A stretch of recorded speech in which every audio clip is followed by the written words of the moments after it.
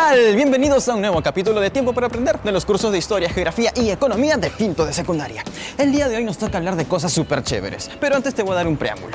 Se acerca el verano. ¿A quién no le gusta ir a la playa?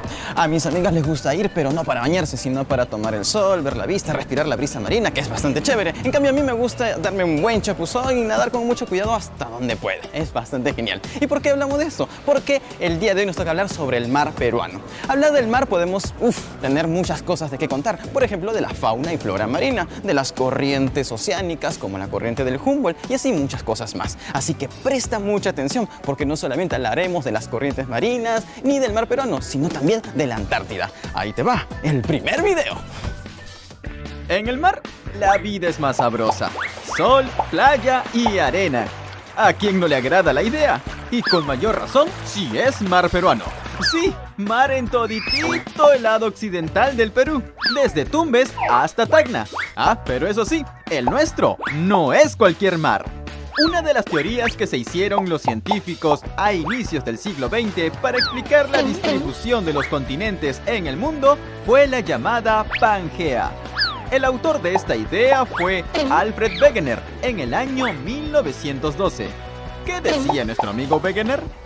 Muy fácil. Primero, que en el principio existió un único supercontinente, o también llamado Pangea, y que estaba rodeado por agua. Entonces, al ser un solo continente, todas las formas de vida, desde insectos, pájaros, roedores, mamíferos, incluso las semillas de las plantas, podían estar en cualquier parte de la Pangea. Con el tiempo, lo que significa millones de años, esta gran masa se fragmentó en bloques y empezaron a alejarse unas de otras en un fenómeno conocido como deriva continental. La cosa es que esta distribución hizo que con el tiempo se desarrollen nuevos hábitats para el surgimiento y desarrollo de plantas y animales. Y ahora sí es donde llegamos a hablar de la gran riqueza de nuestro mar. Henry, ¿sabes qué es ictiología? A ver, ictiología es una rama de la zoología que estudia a los peces. Y algo que debes saber es que la cadena trófica empieza con el plancton y fitoplancton. El plancton es el conjunto de organismos pequeños, menores a 3 centímetros, que habitan las corrientes marinas. Y el fitoplancton son también pequeños organismos, pero exclusivamente vegetales, que obtienen su energía mediante la luz solar por el proceso de fotosíntesis. Podríamos decir que son una especie de microalgas. Especies pequeñitas que son alimento primario para especies cada vez más grandes, que luego serán alimento para otras más grandes y así sucesivamente. El mar peruano cumple ciertas características para que pueda albergar un sinnúmero de especies marinas, lo que repercute en beneficios a la población en el sector turístico y pesquero. Gracias al clima y la temperatura de las corrientes marinas, permite la existencia de plancton y fitoplancton, dos de los primeros eslabones de la cadena alimenticia para otras especies. Pero el mar peruano no solo es rico en fauna, sino también por sus importantes yacimientos de hidrocarburos. Veamos un poco más. Si creías que el petróleo o el gas natural solo se extraían de terrenos rocosos a nivel del suelo, pues estabas equivocado, porque en el Perú y en otros países del mundo también se realiza extracción de estos recursos, pero bajo el mar. Por ejemplo, ¿sabías que Piura es el principal productor de petróleo de extracción secundaria? Es decir, bajo el mar. En el norte se encuentran los yacimientos de La Brea, Pariñas, Loditos, Negritos, El Alto, Lagunitas, Los Órganos, Talara y Zorritos. Por eso, a lo largo del siglo XX, el Estado peruano fijó como una de sus prioridades el máximo aprovechamiento de los recursos marinos, o sea, de especies de animales y de hidrocarburos, surgiendo la doctrina de las 200 millas. ¿Cómo surgió esta idea? Ahora te lo cuento. Luego de la Segunda Guerra Mundial, en 1945, el presidente gringo, Harry Truman, hace el anuncio de que Estados Unidos tendría el dominio del subsuelo y del mar, hasta alta mar, o sea, de la parte más lejana de la costa de los países sudamericanos. Esta autodeclaración no era tan precisa, considerándola una posible amenaza para el resto de los países. Pues ¿hasta dónde acapararía Estados Unidos? Por eso, en 1947, el presidente peruano José Luis Bustamante y Rivero defendió que a cada país le debía corresponder 200 millas de dominio marino. Además, el objetivo era proteger la fauna marina de la pesca indiscriminada de las grandes pesqueras transnacionales. El presidente chileno Gabriel González Videla le puso un like a esta iniciativa y también se unió al plan de las 200 millas. Sin embargo, la comunidad internacional rechazó esta propuesta, ya que decían que el mar es libre para todos. Pese a esto, en 1952, Chile, Perú y Ecuador firmaron la Declaración de Santiago, donde defendían su posición de las 200 millas. Posteriormente, en 1984, se denominó Mar de Grau al dominio marítimo del Perú. ¿Sabes cuánto equivalen 200 millas? A ver, te explico, ¿ya? Una milla es igual a 1852 kilómetros. Entonces, 200 por 1852 sería un total de 370.400 kilómetros de mar peruano que nos pertenece a todos nosotros, desde sur hasta el norte. Ahora sí, cambiando un poco de tema. ¿Cuánto sabes de la Antártida? ¿Que hace frío? Ajá. Hay pingüinos, osos polares, sí, esas cosas. Cae nieve, sí, también cae nieve. Hace frío. Pero otra cosa que debes saber es sobre una estación llamada Machu Picchu, ahí en la Antártida. ¿Qué harán ahí los peruanos? ¿Cuántos países están involucrados? ¿Qué hacen? Vamos a ver todo esto en el siguiente video. Es momento de irnos de viaje, desde la playa hasta la Antártida, o también conocido como el Polo Sur. Se trata de un continente de 14 millones de kilómetros cuadrados. Alberga el 80% del total de agua dulce del planeta. Y en agosto, la temperatura desciende hasta 50 grados bajo cero. Para que te des una idea de cuánto frío hace, te pongo un ejemplo. Para que un poco de agua se convierta en hielo, se requiere una temperatura de 0 grados. ¿Ok? En la Antártida hace hasta menos 50 grados. ¡Eso sí que es frío! Aquí se encuentran delegaciones de casi todos los países del mundo con un solo objetivo: realizar investigaciones científicas, como la medición de la capa de ozono, la contaminación del aire, el deshielo antártico y otros fenómenos naturales. Y en medio, bueno, no tan en medio, pero en este gran continente blanco, el Perú también tiene una base científica llamada Machu Picchu, ubicada en la isla Rey Jorge. Esta base fue construida en el año 1989. Cuenta con 2 módulos para vivienda, un laboratorio, un módulo de cocina-comedor, un garaje-taller, una administración y un módulo de emergencia. O sea que está bien preparado.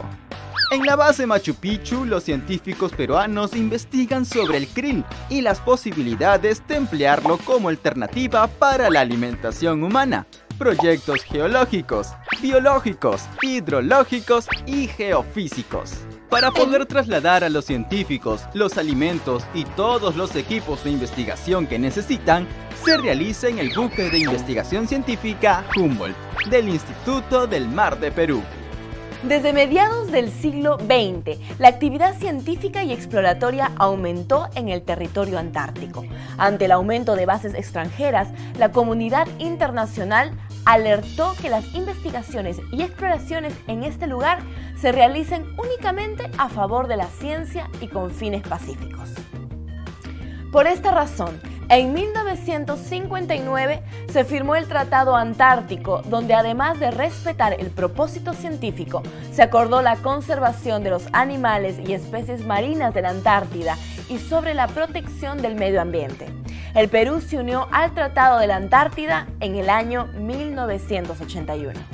Hablemos un poco sobre el Humboldt.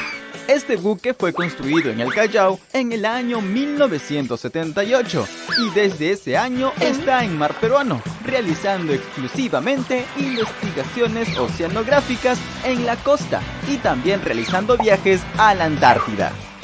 En el Humboldt se realizan actividades científicas como la evaluación de la biomasa de los recursos pesqueros, estudios sobre las principales especies marinas del mar peruano, cambios oceanográficos, meteorológicos, entre otras cosas más.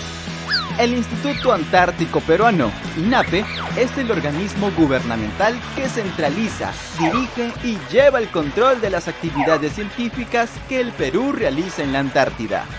Veamos los objetivos del INAPE.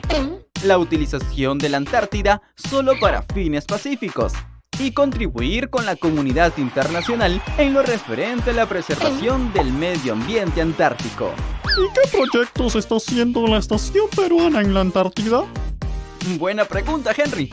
Por ejemplo, en cuanto a estudios del agua, se ha estudiado el agua subterránea de la base Machu Picchu y que desde el punto de vista de su temperatura ha servido para ver si está en estado líquido o sólido. Con los resultados se puede determinar si se puede usar para tener una fuente de abastecimiento.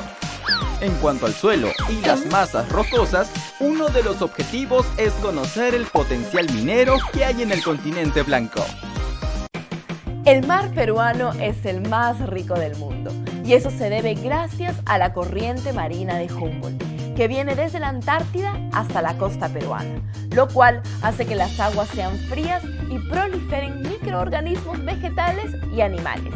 Y su riqueza no solo está en la abundancia y variedad de peces, sino en las riquezas minerales como el petróleo.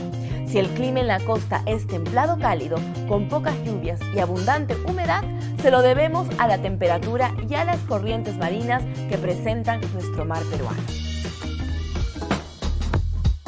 Ahora es tu turno. ¿Qué teoría formuló Alfred Wegener?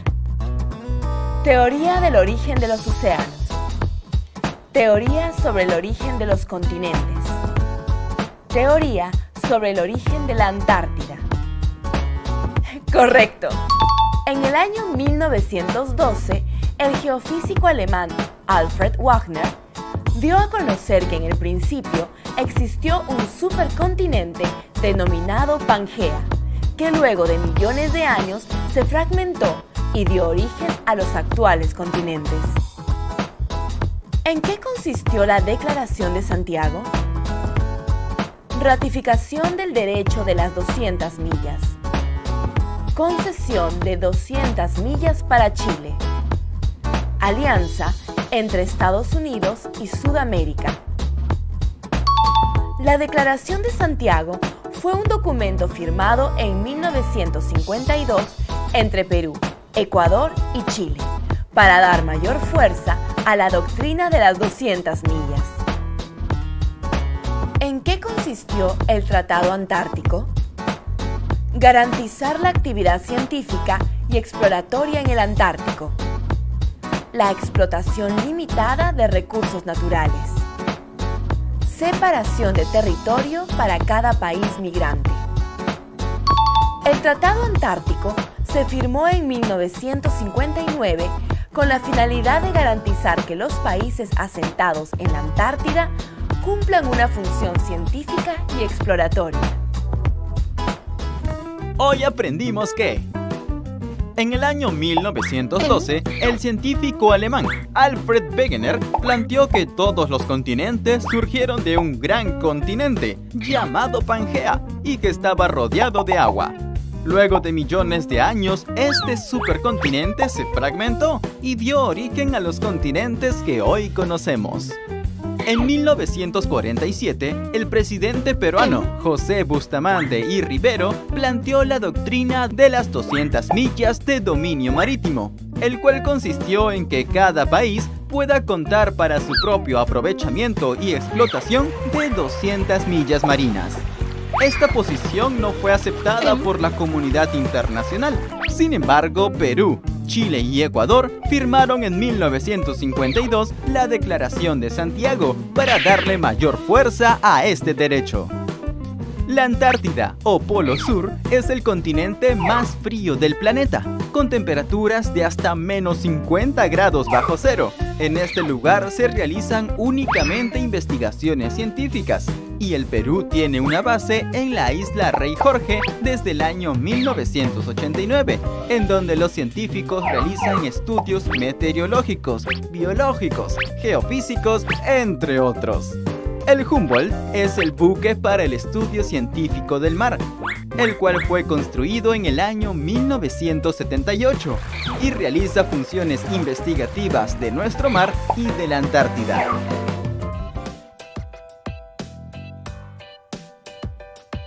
Cada día millones de especies marinas se ven afectadas por la gran contaminación que generamos nosotros las personas.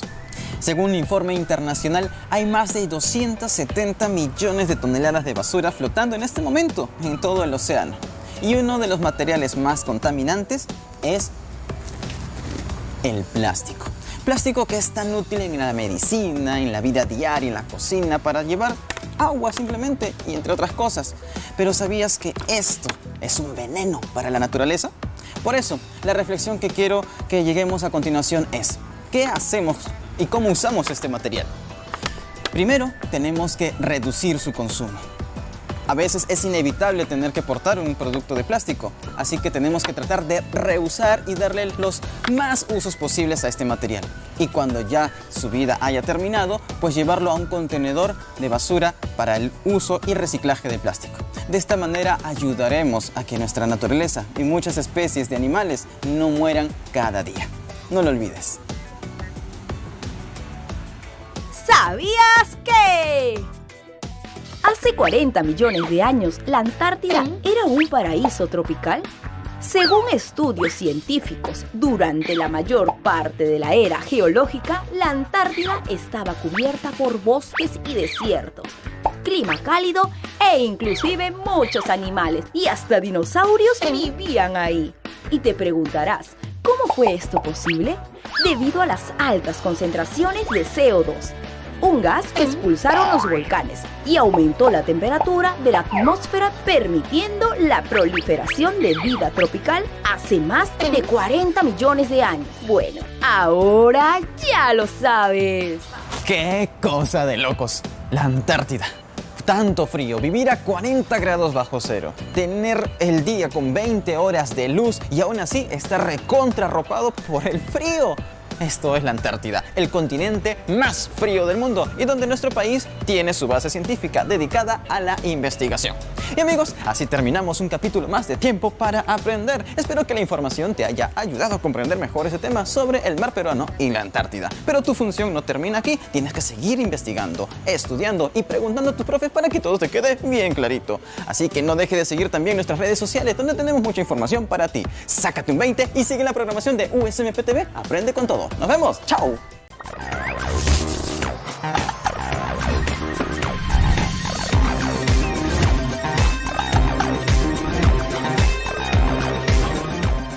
En el próximo programa aprenderemos sobre la integración latinoamericana.